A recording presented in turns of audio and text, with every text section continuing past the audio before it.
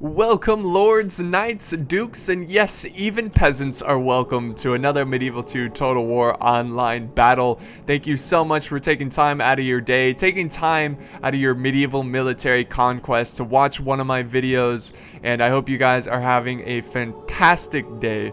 So yes, this is a 1v1 between two very powerful factions. We have Spain commanded by Revolution, and then we have the Holy Roman Empire commanded by Enlighted Pigeon. So yep, those are your players, and I'm gonna really try to get more 1v1 battles on my channel because I think they're very exciting, entertaining in a different way compared to team battles. They're more tactical, they require a lot of strategy. Not to say that team battles don't require strategy, but there's usually so much going on, which is the cool thing about team battles. They're so chaotic, but it's hard to pinpoint strategy. It's hard to focus on one thing in team battles. But for 1v1s, they're generally shorter. They have no allies. It's up to them. They have to build good armies. They have to face one army and beat them with sound strategy and decision making. So yeah, I'm gonna try to get, not just in pitch but also siege battles, some good 1v1s because they are very, very entertaining in a more competitive way. And usually they're shorter. I think I already said that, but I'll say it again. They're usually shorter so we can go more in depth on the army comps and the tactics. So on that note, let's go ahead and get started. We'll dive headfirst right into this battle. We'll start with Spain commanded by Revolution, starting with this cav here. He's got 4 units of Knights of Santiago. Very, very elite cav. I'm pretty sure they're equivalent to Templar Knights. It's like the same thing, I think. Don't quote me on it. But it looks like he's got some heavy upgrades on the cav, so that's very, very good to see. You want every advantage that you can get in cav battles because cav is king in this game. You gotta win the cav battle if you want to win most of your battles. Here's his General's Bodyguard. Looks like he's got heavy upgrades too, and that's really most of his heavy cav. He has 1 unit of mounted crossbows. Crossbows are not like the best unit in this game, but if you use them wisely, if you just try to annoy your opponent as much as possible, they can win you some battles. If you just kind of run around, shoot at them at the flank, go after certain targets, make them feel uneasy and that he's got to take out these mounted crossbows, it will really hinder his micro ability, possibly, if he's a newer player. So yeah, crossbows can be effective. For his heavy infantry, he's got 4 units of dismounted Chivalric Knights. These guys are pretty much the best of the best. And now, of course, they're not the best heavy infantry, but they're very elite and they're very up there. And it looks like he's got some heavy upgrades on them. I think this was a high money battle. He's got some pikemen here, which is pretty interesting because usually when someone brings pikemen, they bring more than one. They have like a pike strategy, so it'll be interesting how he uses this one pikeman unit. Then he's got 2 units of dismounted Conquistadores. Looks like they got heavy upgrades as well. So just everybody has, oh, except for this unit. Can you tell the difference? This one has heavy upgrade, this one doesn't. You can just tell by their appearance, so there we go. And then he has 5 units of Pavise Crossbowmen. Now, usually I don't like to spam units, and what I consider spamming is more than 4 of a unit because the game has this balancing system where if you buy more than 4, the price of that unit goes way up, and it just keeps going up the more you get. So it's best to just get 4 of a unit and then get a different unit, just to save money and try to, you know, spend your money wisely. So yeah, 5 units of Pavise crossbows, but it's going to be pretty effective here having a lot of bows because he's up on this terrain, and having a good defensive, you know, build like this will be pretty solid. Let's go ahead and check out the Holy Roman Empire commanded by Enlighted Pigeon. Starting with this cav, he's got some deadly cav. The Teutonic Knights, one of the best cav in the game. They're better than the Knights of Santiago. Also looking at his upgrades, it looks like they are heavily upgraded. So yeah, this cav force is definitely better than the Spanish cav force, but again, only barely. He's got to have good tactics to still beat the Spanish. Also, he has 1 unit of Imperial Knights, which is a good combo with the Teutonic Knights. He's got a General's Bodyguard over here with some upgrades. So both cav forces very strong. I like to see that in army comps. For his infantry, he's got 6 units of dismounted Feudal Knights. That is so expensive. 6 units of dismounted Feudal Knights. I think he's better off just, you know, getting 4 and putting upgrades on them. It looks like most of the units here don't have upgrades. This one does, but most of them not having heavy, like armor upgrade is what I'm trying to say. And then he has 4 units of dismounted Imperial Knights. I think 4 units is too much for Imperial Knight. I think having 2 or 3 is good. The reason I think that is because their morale really suffers. So he needs to be sure that these guys don't get outflanked, and also they don't get too tired, because they can break and they can cause fear among the ranks. They can cause fear with your other troops. So that's not a good thing. So also be sure to keep your general alive, because those Imperial Knights, they will break. They have really bad morale for a elite unit, for an elite unit. And then for a skirmishing force, pretty solid here, pretty standard. 4 units of Pavise crossbows. By the way, the rules are 6-2 cav, no guns, no art, no artillery. We can go ahead and play this. And it looks like the Holy Roman Empire, he's going to go ahead and march forward and face the Spanish up on this hill. So he's already at an disadvantage because he has to climb up this hill. So those archers are going to get a lot of kills if he's too passive. He needs to be aggressive, especially with his elite cav. He can get a lot of damage done with that cav. Also, they have the mounted crossbows. He's keeping them here. He's not moving them. So we'll see what he does here. I would try to move this mounted crossbow. Move him around. Try to fire at the Teutonic Knights, because that's the main concern of this army, is the Teutonic Knights. I think Spain spent more money into their infantry than, well, that might not be true, because remember, he spammed units here. He has 6 of dismounted Feudal Knights, so that costs a lot of money. We'll see what happens here, but it looks like the Holy Roman Empire is splitting up his cav force here. He's got about 3 Teutonic Knights, or actually 2 Teutonic Knights and 1 Imperial Knight headed this way, and then he's got about 2 Teutonic Knights going this way. Words are hard today, I tell you what.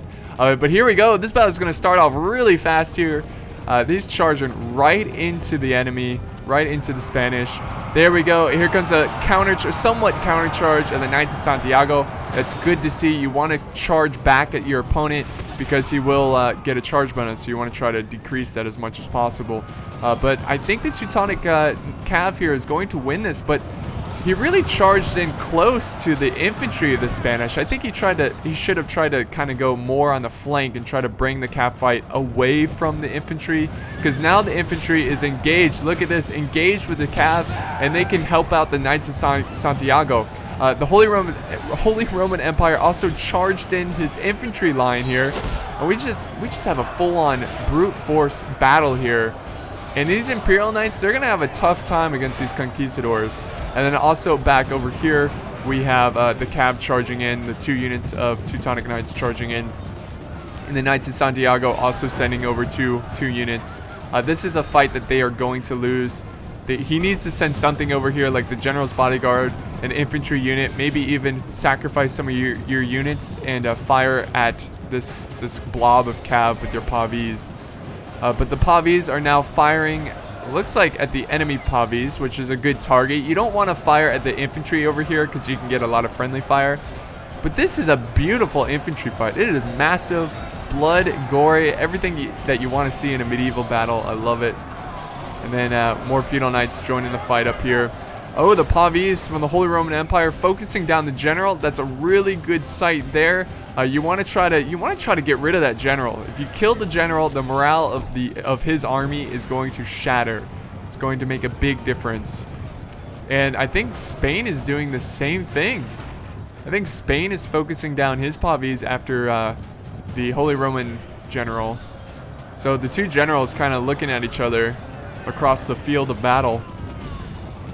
Yeah, but you usually don't want to keep your general stationary. Don't keep moving your general around, because archer fire can be very devastating. But overall, the Holy Roman Empire, he's making some progress. I think just through sheer numbers. I think the infantry for the Holy Roman Empire is more than the Spanish, and he's just kind of overwhelming them. So will their elite skill, like the Conquistadors, will they hold on? Will they fight back this horde of Romans? We'll soon find out. But the Teutonic Order is victorious over here. But check this out. The Spanish general is going to charge in and clean up the rest of the Teutonic Knights. So it's really, the cav battle is so even. And that's not good for the Holy Roman Empire, because that was one of his big advantages. And he's not really using it. He is making progress over on this flank over here, because of his Imperial Knights and his Teutonic Knights. But it's so even that it's really not making a difference. and we have the mounted crossbows are pretty much dead.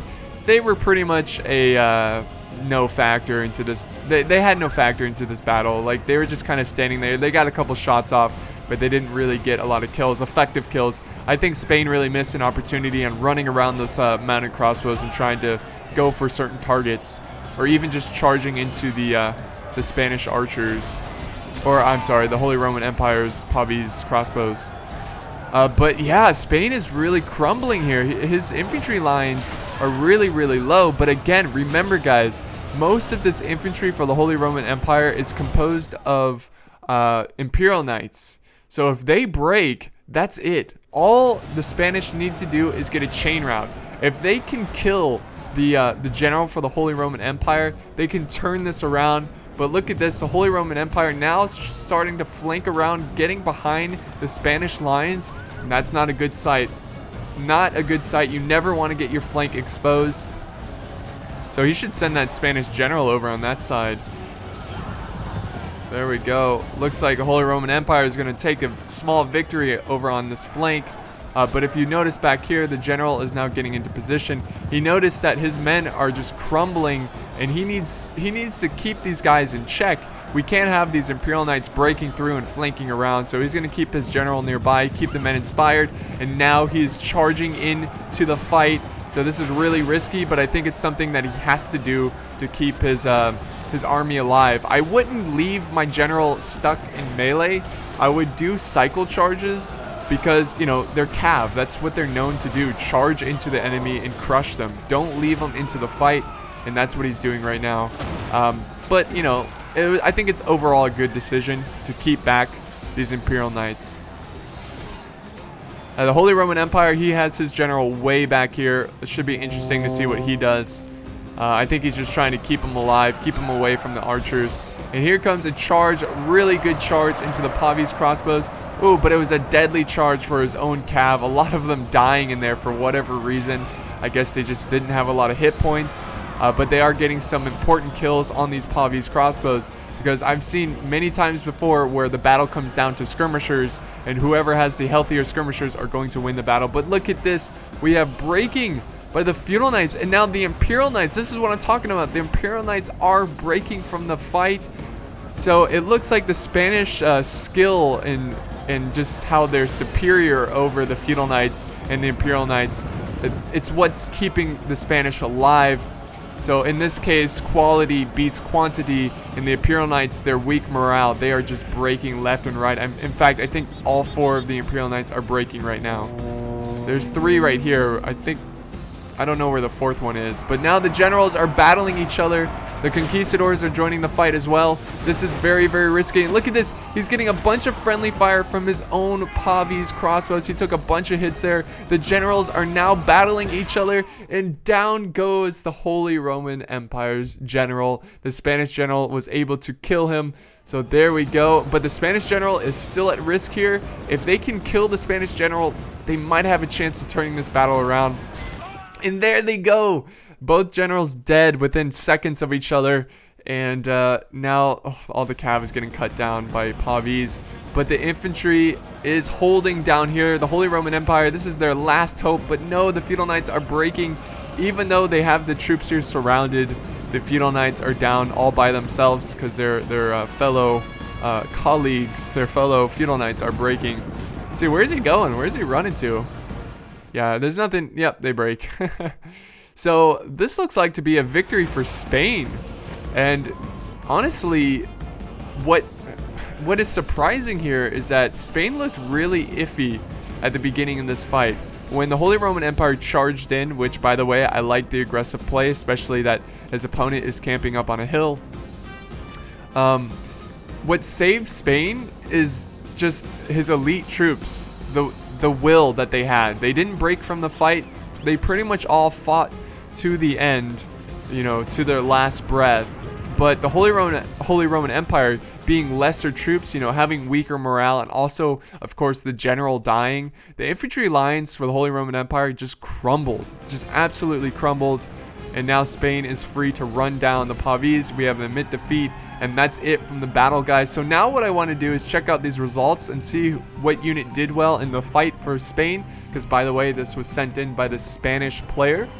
So Revolution, he got 846 kills, a lot of kills there. Also, he has a smaller force here. The Holy Roman Empire went with more of a quantity, and it didn't really work out for him. He lost a lot of troops. He lost pretty much all of his troops. And look at this, the Holy Roman Empire only losing 582. Now, of course, he gets to heal his units. That's like a campaign thing. But he did pretty well there with a smaller force. So sometimes quality is better over quantity. Let's go ahead and check out these results now. The dismounted Chivalric Knights pulling their weight. This unit got 105.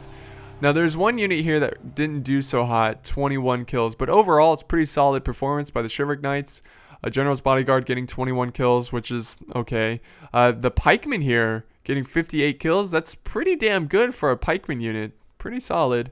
The Pavise Crossbows not really getting a lot of kills. Well, one unit got a couple kills. See, 72, 52. It was an okay performance by the Pavise. It wasn't that long of a skirmish fight, so they couldn't really do much about it. And then a pretty solid performance by the Knights of Santiago. They were defeated, but they got the job done. They really weakened those Teutonic Knights to the point where he couldn't be effective with the Teutonic Knights, so he couldn't really get a lot done with his superior cav. And then his dismounted Conquistadores doing great, 83 kills, 55 kills. And his mounted crossbows here getting 14 kills. So this is what I'm talking about. Mounted crossbows, not exactly the best unit, and you really have to babysit them and watch them and try to use them effectively in a battle. That's what I'm trying to say.